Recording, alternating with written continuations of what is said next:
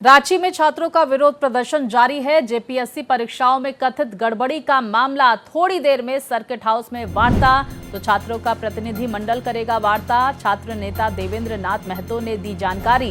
हम सबकी मांगे समान है जो पूरी होनी चाहिए। देवेंद्र नाथ महतो ने कहा कि कितने लोग बातचीत के लिए मिलने जा रहे हैं ये बहुत महत्वपूर्ण बात नहीं है। हम सबकी मांगे समान है और ये मांगे पूरी होनी चाहिए।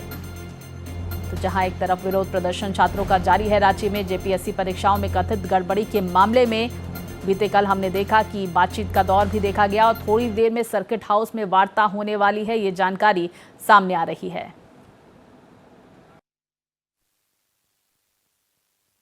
दस बजे सर्किट हाउस में वार्ता के लिए जाएंगे।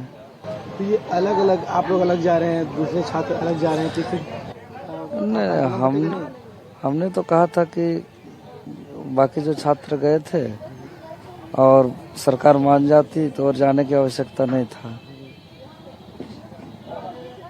सरकार देखिए जाने का कौन जा रहा है, नहीं जा रहा है, 2 को जा रहा है, 5 को जा रहा है, 10 को जा रहा है, ये बहुत महत्वपूर्ण बात नहीं है। दोनों का मांग सेम है, मांग पूरी होना चाहिए। तबीयत तो दादा कल जब डॉक्टर आए हैं तो शुगर बीपी सब लो हो गया है और जो है सो डॉक्टर बोल रहे हैं पानी लीजिए। लेकिन हमें लगता है कि अब इस राज्य के लिए, इस मुल्क के लिए हम अपने आप को त्याग कर दें, अपने जान को, अपने जिस्म को त्याग कर दें, क्योंकि सरकार जाग नहीं रही है। एक टीम भी बुलाई तो उधर से बुलाई, इधर इस मंच से बुलाई ही नहीं। आज मैसेज किया है कि जो है सो इधर से भी बुलाएंगे। तो देखिए किस तरह से छात्र नेता तमाम बातों का जिक्र कर रहे हैं, प्रतिक्रियाएं दे रहे हैं और आज सर्किट हाउस में वार्ता भी होने वाली है। देखते हैं उसके बाद क्या स्थिति बनती है। बीते कल हमने देखा छात्रों के प्रतिनिधि मंडल ने मुलाकात की और राज्य सरकार के मंत्री भी इस बैठक में शामिल हुए, जहां पर छात्रों की तरफ से मांग सौंपी गई, मांगों से संबंधित लेटर सौंपा गया और ये कहा गया कि ये वार्ता बहुत सकारात्मक रही है।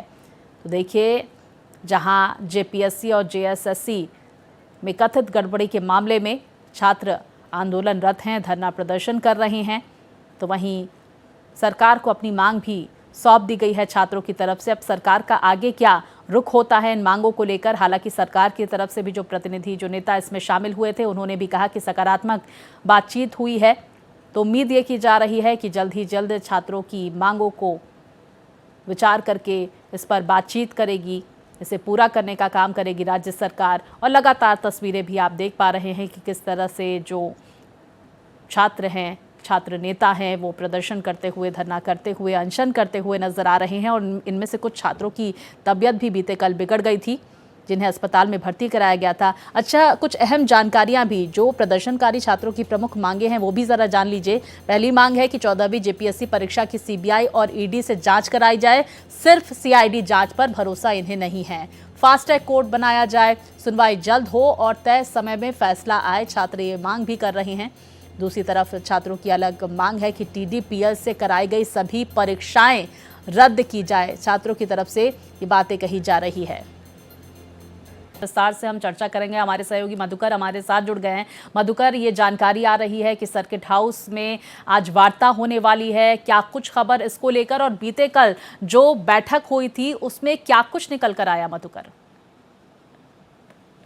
देखिए, कल की बैठक में जो कुछ भी निकल करके आया वो ये आया कि कमेटी ने सारी बातें जो छात्रों की है वो सुनी है और जो बाहर निकल करके लोगों ने बताया कि बातों को जायज माना गया है। सीबीआई जांच, 3 मांगे हैं जो महत्वपूर्ण है। सीबीआई जांच हो, 14वीं जेपीएससी रद्द हो और परीक्षा प्रणाली जो है उसमें सुधार किया जाए।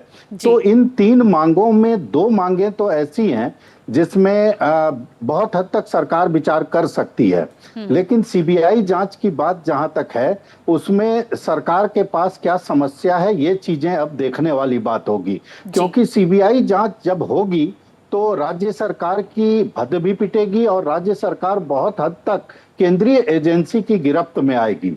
शायद राज्य सरकार यह न चाहे और ये एक बहुत महत्वपूर्ण पेच है।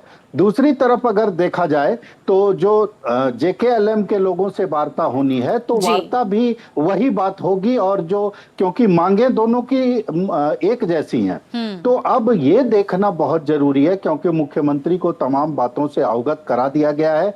जो 4 मंत्रियों की कमेटी है, उस कमेटी ने मुख्यमंत्री को बता दिया है कि छात्र क्या चाहते हैं।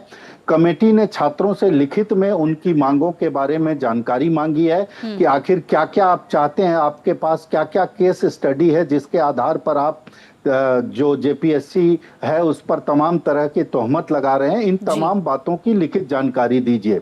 मुख्यमंत्री ने भी कल विधानसभा में साफ तौर पर कहा कि वो चाहते हैं कि इसका व्यापक समाधान निकले। तत्काल समाधान पर मुख्यमंत्री का फोकस कम और व्यापक समाधान पर फोकस ज्यादा है, ताकि आने वाले समय में, क्योंकि मुख्यमंत्री को यह लगता है कि जेपीएससी या किसी भी नियुक्ति में जब तक इस तरह की बातें आती रहेगी तब तक सरकार की छवि नीट वाले मामले के बाद हमेशा इसी तरह से दागदार रहेगी। तो ये तमाम बातें हैं जिसको लेकर के अब राज्य सरकार के पाले में गेंद है। इस बीच छात्रों ने साफ कर दिया है कि मांगे जब तक नहीं मानी जाएगी तब तक आंदोलन भी जारी रहेगा, और 10 तारीख का जो घेराव है वो घेराव बहुत ऐतिहासिक होगा।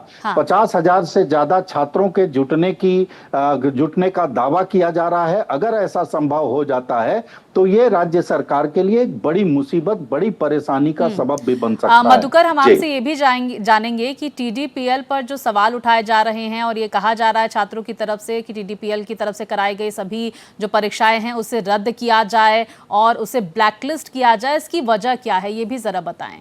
क्या खामियां देखने को मिल रही है इसमें? देखिए, टीडीपीएल पर ही सारा दोष जा रहा है। जिस तरह से परीक्षा में शुरुआत, सबसे पहले तो ये ब्लैक लिस्टेड कंपनी है दूसरे राज्य में, आखिर ब्लैक लिस्टेड कंपनी को कैसे काम दिया गया। दूसरा सवाल ये है कि सीआईडी ने ही जितने सबूत सामने रखे हैं उन सबूतों को देखते हुए ये साफ तौर पर लगता है कि टीडीपीएल की भूमिका संदिग्ध है। और जो अभय तिवारी पकड़ाए हैं, वो जिन्होंने ये भी कहा कि 40 से 60 लाख रुपए तक का लेन देन होता था, तो अभय तिवारी भी टीडीपीएल के मुलाजिम हुआ करते थे। तो टीडीपीएल तो ऊपर, मतलब जिसको कहा जाए नख से शिख तक पूरी तरह से आकंठ भ्रष्टाचारी संस्था है, और इसके प्रमाण के लिए अब किसी भी दूसरी एजेंसी की जरूरत नहीं है। राज्य की सीआईडी ने यह प्रमाणित कर दिया है। तो टीडीपीएल तो सबसे बड़ा सवाल है। अब तो यह भी चर्चा होने लगी है कि दूसरे कंपनी का नाम लेना शायद उचित ना हो, लेकिन दूसरी कंपनियां जो तरीके से एग्जाम कराती हैं उन कंपनियों को बीच में लाया जाए और टीडीपीएल को पूरी तरह से खारिज बिल्कुल, ये मांग भी मधुकर छात्रों की तरफ से की गई है। बहुत शुक्रिया जानकारियां दर्शकों तक पहुंचाने के लिए।